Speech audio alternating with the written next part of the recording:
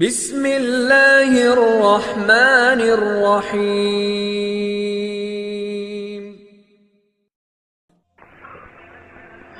امام محمد ابن حسن شیبانی ہمارے اماموں میں سے ہیں، وہ ڈرتے ہی رہتے تھے۔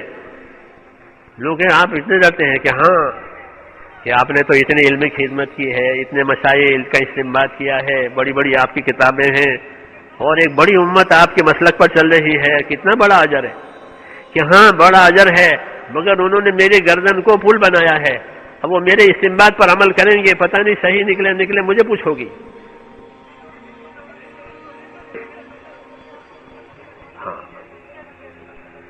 کیوں کہ انبیاء کرام سے بھی اللہ پوچھیں گے کہ آپ نے کیا کیا تھا۔ فَلَنَسْأَلَنَّ الَّذِينَ أُرْسِلَ إِلَيْهِمْ وَلَنَسْأَلَنَّ الْمُرْسَلِينَ، جن کے پاس بھیجا ہے ان سے بھی پوچھیں گے کیا پہنچا، اور جن کو بھیجا تھا ان سے بھی پوچھیں گے کہ آپ نے کیا پہنچایا، آپ نے کیا دیا۔ اس لیے انبیاء کانپیں گے۔ ہاں اور جس طرح انبیاء سے سوال ہوگا کہ علماء سے بھی سوال ہوگا۔ حضرت شیخ رحمۃ اللہ علیہ نے موطا کی شرح لکھی ہے، اوجز علماء جانتے ہیں، اس کے مقدمے میں یہ لکھا ہے،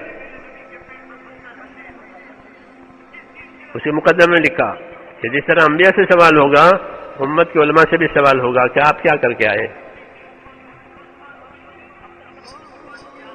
کیونکہ آپ کو علم دیا تھا اسی کے دن میں، یعنی سوال ہوگا۔ اس لیے اس امت کے علماء ہمیشہ ڈرتے ہی رہے، ڈر کر کے اللہ کام کیا، اپنے آپ کو پوری احتیاط سے بچایا کہ کوئی اللہ کے حدود میں اس کے حقوق میں کوئی ادھر ادھر نہ ہو جائے، امت کے مالوں سے بچ کر کے امت کی خدمت کی، جیسے انبیاء کرام لوگوں کے مال سے بچتے ہیں کہ لوگوں سے مال نہیں چاہیے ہم کو، لا اسألکم علیہ مالا، تو امت کے مالوں سے بچ کر، ہاں کہ امت سے کوئی فائدہ نہیں اٹھانا ہے، امت کو فائدہ پہنچانا ہے۔ جی ہاں بڑی بڑی خدمتیں کی، جی ہاں بڑی بڑی خدمتیں کی اور ڈرتے ڈرتے کی، کیوں کہ اسلام کی یہی تاثیر ہے۔ اس لیے اللہ تعالیٰ نے ان کو پروان چڑھایا، ان کی خدمتوں کو سراہا، ان کی خدمتوں کو قبول کیا اور ان کو ہدایت کا ذریعہ بنایا۔ کیوں یہ ڈر رہے ہیں، خدمت کر رہے ہیں، ان کو حق کی فکر ہے کہ ہماری طرف سے کسی کے حق میں کوئی کوتاہی نہ ہو جائے، کیونکہ اللہ پوچھیں گے، ہر عالم سے پوچھیں گے، ہر مفتی سے پوچھیں گے، ہر خطیب سے پوچھیں گے کہ کیا خطاب کیا تھا، کیا فتویٰ دیا تھا، جیسے انبیاء کرام سے پوچھیں گے کیا کیا تھا، اس لیے ڈرتے رہتے ہیں، ہاں اور ڈر کر کے اپنے کام کو پورا کرتے ہیں۔ اس امت کے علماء کی یہ خوبی، تقوی والا علم ملا، کون سا علم؟ تقوی کے ساتھ، علم خشیت کے ساتھ۔ ایک علماء بنی اسرائیل کے تھے، ان کا پہلو بھی اللہ نے ہمارے سامنے کھولا ہے، آپ قرآن پڑھیں، آپ تو پڑھے ہوئے ہیں ماشاءاللہ، اہل علم ہے، کہ ان کا علم جو ہے تقوی سے نہیں ملا، ان کا علم فسق سے ملا۔ کس سے ملا؟ فسق۔ وَأَنَّ أَكْثَرَكُمْ فَاسِقُونَ۔ علماء بنی اسرائیل کے حالات پڑھے، سورہ بقرہ میں، سورہ آل عمران میں، سورہ مائدہ میں، کہ ان کی زندگی کی کتنی کمزوریاں تھیں، ان کی زندگی کی کتنی قباحتیں تھیں، وہ سب قباحتیں بتائیے کہ انہوں نے یہ کیا ہے، یہ کیا ہے، یہ کیا ہے۔ صحیح رہبری نہیں کرتے ہیں، لوگوں کی دنیا سے یہ فائدہ اٹھاتے ہیں۔ یہ بتایا نا صاحب، یا ایھا الذین آمنوا ان کثیرا من الاحبار والرہبان لیاکلون اموال الناس بالباطل ویصدون عن سبیل اللہ، دو کام کرتے ہیں، لوگوں کے مال ہڑپ کرتے ہیں اور حق کے راستے میں رکاوٹ بنتے ہیں۔ جب کبھی نبی آیا تو یہی ان کو ہی حسد ہوا، سب سے پہلے ان کے علماء کو نبی سے حسد ہوا۔ حضور کے زمانے میں جو یہود تھے مدینے میں، ان کو سب سے زیادہ حسد آپ سے تھا، ان کے علم نے حسد پیدا کر دیا۔ ہاں تو یہود نے یہ فیصلہ کیا تھا کہ اس آدمی کی ساری عمر مخالفت کرنی ہے، جب حضور نے قبا میں ہجرت کر کے آپ قبا پہنچے ہیں تو یہود کے دو بڑے وہ مغرب کے وقت آئے، وہ دیکھا کہ یہی ہے وہ، کہ ہاں یہی، کہ ساری عمر اس کی مخالفت کریں گے، یہ فیصلہ کیا یہود. تو ان کے علم میں کیا آیا؟ فسق آیا، حالانکہ وہ جانتے تھے یعرفونہ کما یعرفون ابناہم، یہ اس نبی کو ایسا پہچانتے ہیں جیسے اپنے بیٹوں کو پہچانتے ہیں، کوئی خفا نہیں ہے، کوئی تردد نہیں ہے، لیکن تابعداری نہیں کرتے. کیوں؟ کہ ان کے علم نے ان کے اندر تکبر پیدا کیا. جیسے ابلیس کے علم میں تکبر ہے، ابلیس کا علم ہے بہت بڑا، ہاں، لیکن علم میں تکبر پیدا ہو گیا. ہاں، اس لیے اللہ کے حکم سے انکار کر دیا کہ میں سجدہ نہیں کرتا، اکڑ گیا حکم کے سامنے. اور آدم علیہ السلام سے حسد کیا، کیونکہ حسد جو ہے وہ تکبر کی فرع ہے. حسد تکبر کی فرع، تکبر پیدا ہوگا تو حسد پیدا ہوگا، پھر حسد کریں گے، حق سے روکیں گے، جی ہاں، اور شر پھیلے گا. تو بنی اسرائیل کے علماء کو یہ ملا، علم تو تھا ان کے پاس، علم ان کے پاس تھا، اللہ نے ان کو علماء کہا ہے. ہاں، اولم یکن لہم آیۃ یعلمہ علماء بنی اسرائیل، تو جہلا نہیں ہے، وہ علماء ہیں، لیکن ان کے علم میں فسق ملا ہے. اپنے علم میں خشیت، خدا کا خوف، عدل و انصاف یہ نہیں رہا. یہ علم کے ذریعے سے نفس کی تابعداری کی اور نفس کی خواہشوں کے پورا ہونے کے یہ ہیلے بنائے، اس لیے ہمیشہ کے لیے ملعون ہو گئے.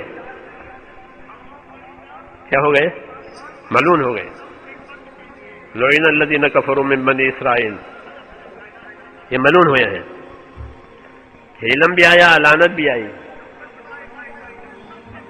جی ہاں، علم دیا تھا اللہ نے، انبیاء کرام بھیجے، کتابیں بھیجی، اور کتابوں کا علم بھی لیا اور حق روشن ہو گیا، لیکن اپنی نفسانیت کی وجہ سے اپنے آپ کو علم کا تابع نہیں کیا ہے، اپنے ہوس کا تابع بنایا، اپنی خواہشوں کا تابع بنایا، اور اللہ کا حق بھی ادا نہیں کیا اور مخلوق کا حق بھی نہیں کیا. دنیا دار بن گئے، اور دنیا بنانے کے لیے اپنے علم سے تدبیریں کرتے تھے، ہیلے کرتے تھے، اور اپنی بڑائی جتاتے تھے. اور جب کوئی نبی آتا تھا تو اسے حسد، نبی کے تابع داروں سے حسد، خیر خواہی ان کے اندر نہیں ہے کہ اس نبی کی خیر خواہی کریں، کام کی خیر خواہی کریں، کام سے ہمدردی کریں، دین سے امت لوگوں سے ہمدردی کریں، کہ ہمدردی نہیں ہے، حسد ہے.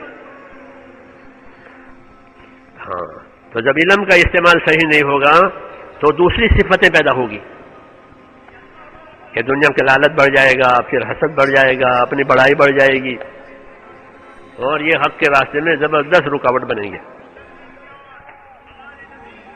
اس لیے زبردست عذاب کے حقدار بنیں گے. اشد الناس عذابا عالم لم ينتفع بعلمه، یعنی اشد الناس عذابا عالم لم ينتفع بعلمه، سب زیادہ خطرناک اور زیادہ عذاب اس عالم کا ہے کہ جو اپنے علم سے اسے فائدہ نہیں اٹھایا، تو غلط فائدے اٹھائے.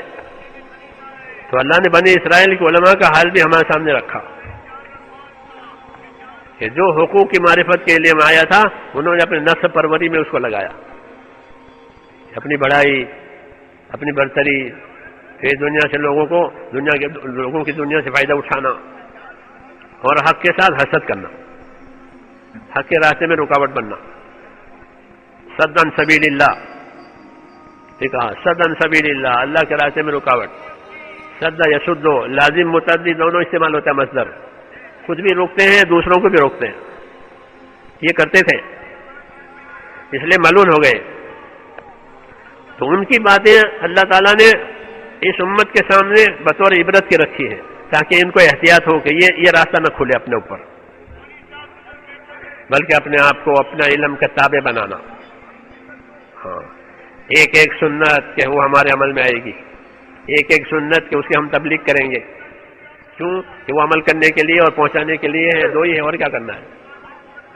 یہ عمل کرو اور دوسروں کو سکھاؤ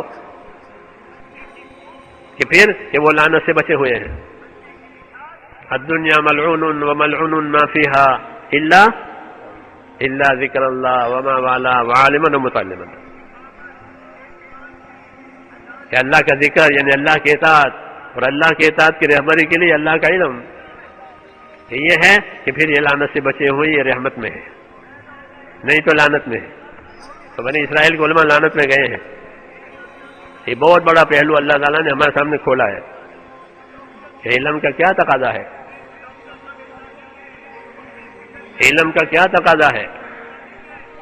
علم کا تقاضا یہی ہے کہ اپنے آپ کو علم کا تابع کیا جائے, اور دوسرا تقاضا کہ اس علم کے لیے لوگوں کو تیار کیا جائے, لوگوں کے لیے راستہ بنایا جائے.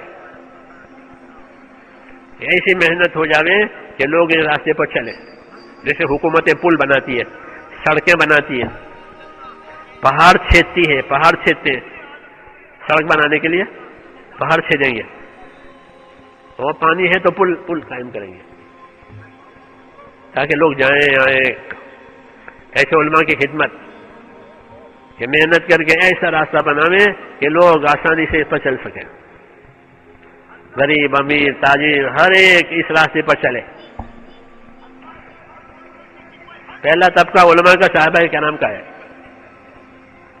ان کا علم بہت گہرا تھا, صحابہ کرام کا علم بہت گہرا. جیسے ابن مسعود فرماتے ہیں کہ اعمقهم علما, کہ حضرات اپنے علم میں بہت گہرے تھے. صحابہ محمد صلی اللہ علیہ وسلم ان کے پاس علوم تھے اور وہ اپنے علوم کے تابع ہو گئے, اس لیے ان کی زندگی میں ان کا علم نور بن کے چمکا ہے. کیا بن کے چمکا؟ نور. اصحابی کالنجوم, یہ فرمایا کہ میرے صحابہ ایسے ہوں گے جیسے ستارے. تو ہر ستارہ روشنی لیے ہوئے ہیں, اور زمین والوں کو اس روشنی سے فائدہ ہو رہا ہے. سمندروں میں اور جنگلوں میں لوگ ستاروں سے روشنی لیتے, رہبری لیتے ہیں. بر اور بحر میں ستارے کی روشنی. جیسے حضور صلی اللہ علیہ وسلم کو چراغ کہا کہ سراج منیر ہے, آپ کی ہستی سراج منیر. چراغ ہر طرف روشنی پھیلاتا ہے. چراغ کی پیٹھ نہیں ہوتی, پیٹھ ہوتی ہے, چراغ کی پیٹھ ہوتی ہے, اور چراغ کا منہ ہوتا ہے نہیں ہوتا. تو کیا کریں, ہر طرف روشنی پھیلا, سب کی طرف متوجہ ہے. چراغ سب کی طرف متوجہ ہے, موم بتی جلاؤ سب کی طرف متوجہ ہے, روشنی پھیلے گی اور کچھ نہیں پھیلے گا. حضور صلی اللہ علیہ وسلم نے شان بتائی کہ سوائے روشنی پھیلنے کے کوئی موضوع نہیں ہے آپ کی زندگی کا, کہ حق کی روشنی پھیلیں گے, لوگ حق سے فائدہ اٹھائیں. اس طرح آپ کے اصحاب نے آپ سے علم لیا اور خوب لیا, وہ تو آپ کے سامنے ہے. تو ابن مسعود فرماتے تھے کہ اصحاب محمد صلی اللہ علیہ وسلم اپنے علم میں گہرے ہیں. اعمقهم علما,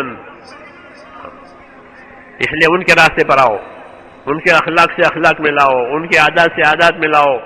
پھر قسم کھا کر کہا کہ میں خدا کی قسم کھا کے کہتا ہوں کہ یہ بالکل صراط مستقیم پر ہے. پھر صحابہ سے تابعین نے لیا, پھر تبھی تابعین, اس طرح یہ علم چلتا آیا ہوا ہے, اور امت کو رہبری ملتی چلی گئی.